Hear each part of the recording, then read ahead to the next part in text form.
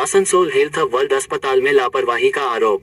आसनसोल के health world अस्पताल में कथित चिकित्सकीय लापरवाही के कारण 3 वर्षीय बच्ची प्रियंका मुखर्जी की मौत हो जाने से शनिवार को अस्पताल परिसर में हंगामा मच गया।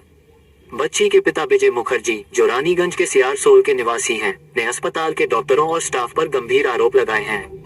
परिजनों के अनुसार प्रियंका को बुखार और उल्टी की शिकायत थी। शुक्रवार रात करीब 9:30 बजे उसे इलाज के लिए हेल्थ वर्ल्ड अस्पताल में भर्ती कराया गया। अस्पताल पहुंचने पर डॉक्टरों और स्टाफ ने बच्ची की जांच कर उसे ऑक्सीजन पर रखा।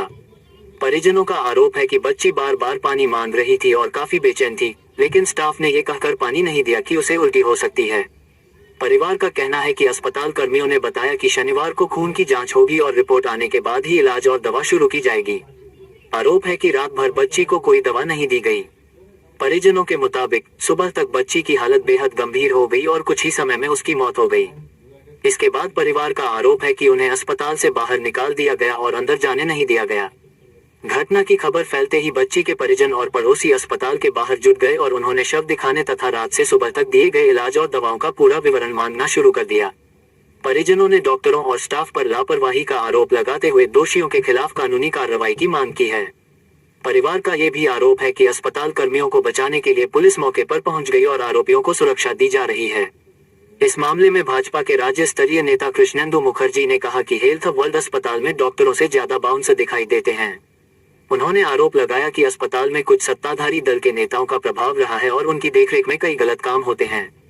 उन्होंने कहा कि पार्टी मृत बच्ची के परिवार के साथ खड़ी है और हर संभव मदद करेगी। घटना के बाद इलाके में तनाव का माहौल है। परिजनों ने मामले की निष्पक्ष जांच और दोषियों पर सख्त कार्रवाई की मांग की है। कल के रात्रे 9:30 नागाद भर्ती করেছি এখানে। 9:30 পর ভর্তি করার পরে ডাক্তার দেখে দিব্যেন্দু দেবদীপ মুখার্জি দেখার পরে বলে যে শরীরে জল কম আছে, অক্সিজেন দেওয়া হয়েছে। কালকে সকালে যদি ব্লাড টেস্টগুলো লিখেছে, আজকে ব্লাড নিতে পারলাম না, আজকে রাত্রে কষ্ট দিলাম না, কাল সকালে ব্লাডগুলো নিয়ে টেস্ট হবে, তারপর বলা যাবে। সকালবেলাতে গোটা রাত মেয়েটা ঘুমায় নাই, জল চেয়েছে, শুধু জল দাও। ওরা বলেছে জল দেওয়া যাবে না, বমি করে দেবে। বমি করলে বলেছে তোমরা কি পরিষ্কার করবে, তার জন্য জল দিতে বারণ করেছে। আর সকালবেলায় ব্লাড যখন নিতে আসে তখন প্রথম হাতে নেয়, তারপর আবার আরেক হাতে নেয়, যখন এক হাতে পায়নি আরেক হাতে নেয়।